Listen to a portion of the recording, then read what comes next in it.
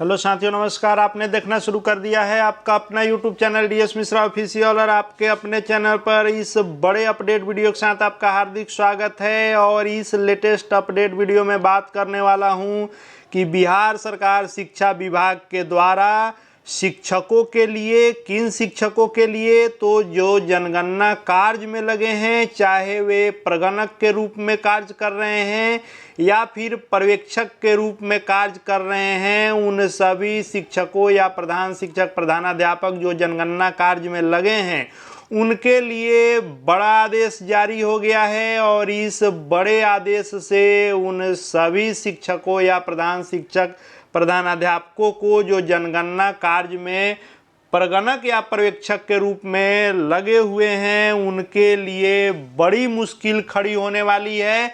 तो क्या कुछ आदेश है और उसका क्या कुछ असर होगा, उसी पर पूरा जानकारी इसमें आपको देखने को मिलेगा। तो अंत तक मेरे साथ बने रहेंगे, और यदि चैनल से अब तक नहीं जुड़े होंगे तो चैनल को सब्सक्राइब करके बेल आइकन को प्रेस कर लेंगे। आगे भी हर अपडेट आपको इसी तरह मिलते रहेंगे।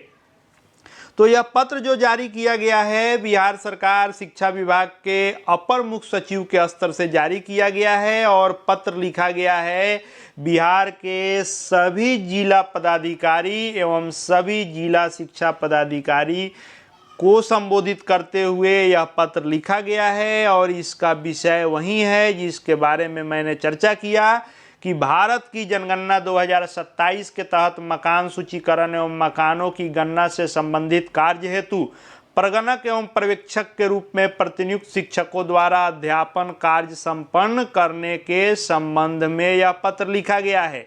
और कहा गया है कि निदेशक जनगणना कार्य सह मुख्य प्रधान जनगणना पदाधिकारी द्वारा यह सूचित किया गया है कि प्रगणक एवं पर्यवेक्षक के रूप में कार्यरत शिक्षकों से जनगणना के क्षेत्र कार्य के दौरान उपस्थिति दर्ज किए जाने के संबंध में स्पष्ट दिशा निर्देश दिए जाने का अनुरोध प्राप्त हो रहे हैं।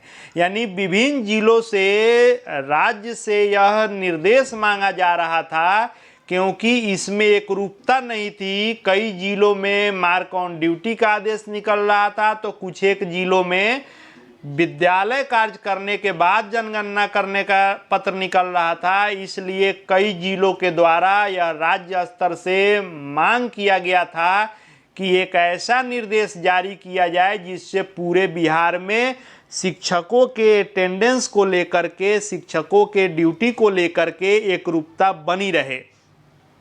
और ये भी सूचित किया गया कि जिलों में जनगणना के क्षेत्र कार्य के दौरान अलग अलग तरीके से उपस्थिति दर्ज किए जाने के निर्देश निर्गत किए जा रहे हैं, जैसा कि मैंने कहा।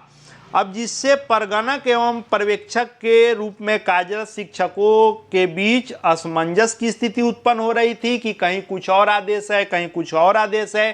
कहीं कहीं निकला कि 9:30 तक स्कूल में रहिए, उसके बाद जनगणना कीजिए। कहीं निकला कि स्कूल आवर के बाद जनगणना कीजिए, और अधिकांश जगह निकला कि मार्क ऑन ड्यूटी में आप सिर्फ जनगणना कीजिए। तो तरह तरह के आदेश देखने को मिले थे। इसी क्रम में ये भी मांग किया गया कि जिन शिक्षकों का प्रशिक्षण में भी नाम टैग हो रहा है, और यदि वे जनगणना ड्यूटी में हैं, तो क्या उनको प्रशिक्षण से मुक्त रखा जाए। इसके संबंध में भी स्पष्ट एवं एकरूप दिशा निर्देश निर्गत करने की मांग की गई थी कई जिलों से कि शिक्षकों का अटेंडेंस कैसे हो, क्या विद्यालय करें या फुल्ली जनगणना करें, और उनको ट्रेनिंग करना है या ट्रेनिंग में नाम आ जाए तब भी जनगणना करना है। इसको लेकर के स्पष्ट दिशा निर्देश की मांग की गई थी, जिस पर अपर मुख्य सचिव के स्तर से यह पत्र जारी किया गया। और इसमें इस चीज को अंकित किया गया है कि माननीय प्रधानमंत्री की अध्यक्षता में केंद्रीय कैबिनेट द्वारा लिए गए निर्णय के संसूचन में यह अंकित है कि the enumerators generally government teachers and appointment by the state governments will be doing the field works of census in addition to their regular duties. यानी जो भी इसमें प्रगणक के रूप में लगते हैं, वह सामान्यतः गवर्नमेंट यानी सरकारी शिक्षक इसमें नियुक्त किए जाते हैं जनगणना कार्य के लिए। तो इनको जो फील्ड वर्क करना है वह अतिरिक्त के रूप में, यानी जो सामान्य ड्यूटी उनकी है, नियमित जो ड्यूटी है, उसके अतिरिक्त इस कार्य को करना है। तो नियमित ड्यूटी क्या है? अध्यापन कार्य करना है। तो इसी के आलोक में, इसी को मेंशन करते हुए स्पष्ट आदेश किया गया है कि जो भी प्रगणक एवं पर्यवेक्षक के रूप में प्रतिनियुक्त शिक्षक हैं, उनके द्वारा विद्यालय में अध्यापन कार्य संपन्न करने के साथ साथ विद्यालय अवधि के पूर्व अथवा विद्यालय अवधि के पश्चात जनगणना संबंधित क्षेत्र कार्य किया जाए। और ये भी कहा गया है कि 31 मई 2026 तक, यानी जो प्रथम चरण का डेडलाइन है अंतिम, 31 मई तक इन शिक्षकों को अनिवार्य प्रशिक्षण के दायित्व से मुक्त रखा जाए। यानी जो दो चीज़ों पर मांग किया गया था कि स्पष्ट निर्देश निकले, तो इसमें निकला है कि जो अटेंडेंस होगा, यानी जो शिक्षकों की उपस्थिति होगी वह विद्यालय में होगी, वे विद्यालय के समय में अध्यापन कार्य करेंगे और उस समय से पूर्व या बाद में वे जनगणना करेंगे और ट्रेनिंग अभी नहीं करेंगे जो जनगणना कर रहे हैं। अब इससे जो भी प्रगणक पर्यवेक्षक इस दायित्व में लगे हैं उनको भारी मुश्किल का सामना करना पड़ेगा। और ये बातें मैं क्यों कह रहा हूँ? क्योंकि आप सभी जान रहे हैं कि अभी विद्यालय का जो संचालन है उसका समय है 6:30 से लेकर के 12:30 तक, यानी 6:30 से 12:30 तक जब विद्यालय संचालित होगा और आप इस अवधि में विद्यालय में रहेंगे, तो कहा जा रहा है कि इससे पूर्व, तो 6:30 से पूर्व कोई काम कैसे करेगा? उससे पहले काम करना संभव नहीं है। 6:30 से पहले किसी के दरवाजे पर आप 5 बजे पहुंचिएगा, 4 बजे पहुंचिएगा, तो कोई आपसे जनगणना नहीं कराएगा, कहेगा कि आपको नींद नहीं आ रही है क्या, बाद में आइएगा। तो इससे पहले आप नहीं करा सकते हैं।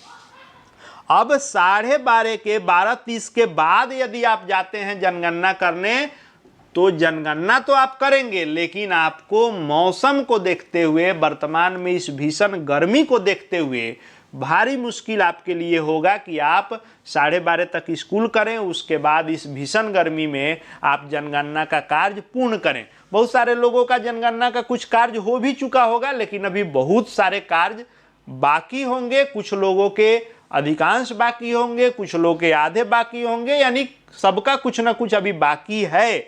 इस दौरान इस तरह के पत्र निकलने से अब मुश्किल खड़ी हो सकती है। अब चूंकि यह जिलाधिकारी और जिला शिक्षा पदाधिकारी के नाम पत्र है, तो आज रात से लेकर के और कल तक सभी जिलों से इस पत्र के आलोक में पत्र निकलने शुरू हो जाएंगे, क्योंकि स्वाभाविक है कि जब अपर मुख्य सचिव का आदेश हो गया है, तो अब सभी जिला पदाधिकारी या जिला शिक्षा पदाधिकारी, चूंकि इनके ये उच्चतम अधिकारी हैं, वरीय पदाधिकारी हैं, तो इन्हीं का आदेश सर्वोपरि होगा।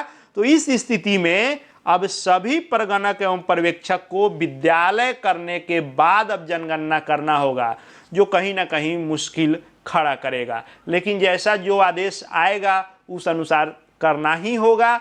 आप सरकारी सेवक हैं, जैसा जो आदेश निकलेगा उसका अनुपालन करना पड़ेगा, लेकिन मुश्किल जरूर खड़ी होगी। आगे जैसा जो अपडेट आएगा फिर से आपके लिए लेकर के आऊँगा। चैनल से जुड़ जाएंगे, चैनल को सब्सक्राइब करके बेल आइकन को प्रेस कर लेंगे। साथ ही हमारे Telegram channel DS Mishra official से जुड़ सकते हैं, वहाँ भी हर अपडेट आपको मिलते रहेंगे। इस वीडियो को देखने के लिए आपका बहुत बहुत धन्यवाद।